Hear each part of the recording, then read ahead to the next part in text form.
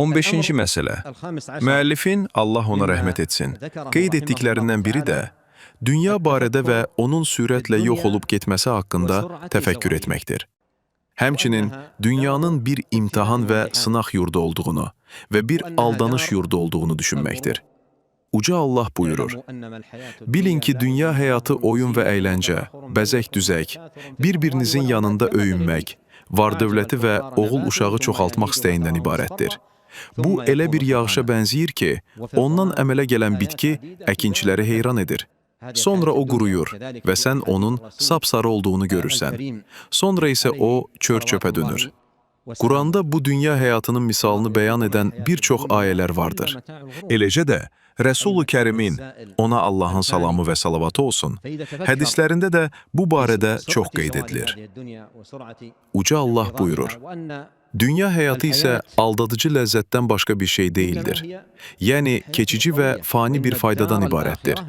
Əgər insan bu dünyanın sürətlə bitməsi və tezliklə sona çatması barədə düşünsə və əsl həyatın yalnız axirət həyatı olduğunu dərk etsə, necə ki, ayədə buyurulur, axirət yurdu isə əsl həyatdır.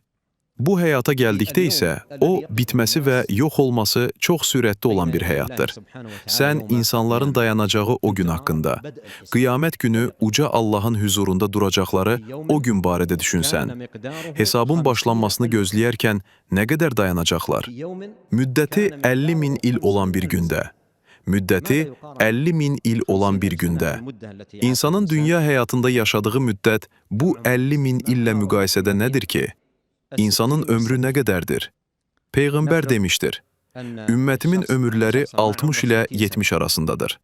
Təsəvvür edək ki, bir kimsənin 60 il ömrü var. Əgər ondan həddi buluğa qədər ki, 15 və ya daha az ili çıxsan və ondan tam 1/3-ni, yuxuda keçən hissəni çıxsan, nə qalacaq ki? Çünki 60 il yaşayan bir kəs gün ərzində 8 saat yatırsa, bu o deməkdir ki, 60 ilin 20 ilini yatmış halda keçirib.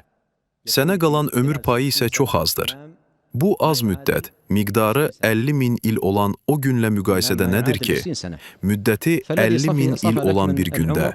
Əgər insan dünyanın sürətlə bitməsi və tezliklə yox olması barədə düşünsə, bu onu günahlardan uzaqlaşdıran çox böyük bir təkan olar.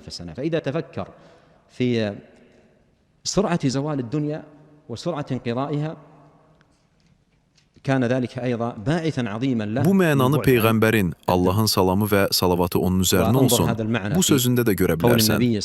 Dünyada bir qərib və ya bir yolcu kimi ol.